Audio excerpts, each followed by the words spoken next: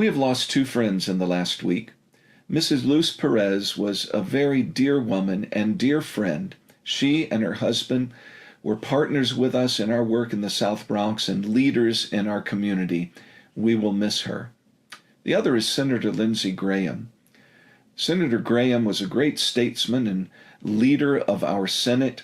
He was a man who cared about his constituents and stood for justice around the world.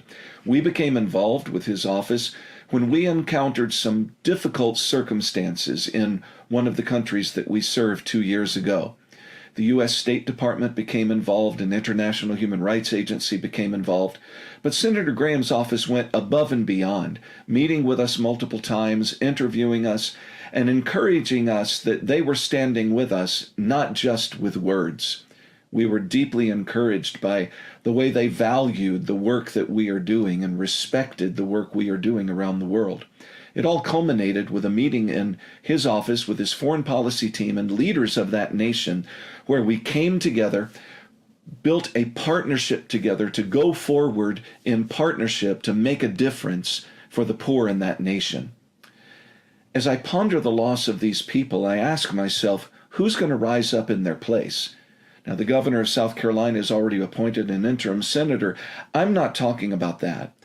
I'm talking about being in a world where people are so focused on themselves, on doing for themselves, succeeding for themselves, excelling for themselves, making a name for themselves, making a profit for themselves. To us who are in Christ, the words of Paul in Philippians 2 challenge us that we should have the same attitude as Jesus Christ, putting the needs of others above our own. This is precisely what Jesus did for us, and it is precisely what we are to do for others. Our faith cannot be stationary. Our faith must have hands, and it must have feet.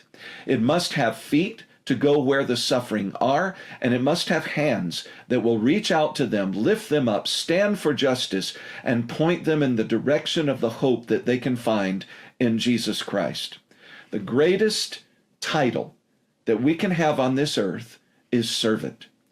If we will live that title indiscriminately, nothing can stop us from changing the world.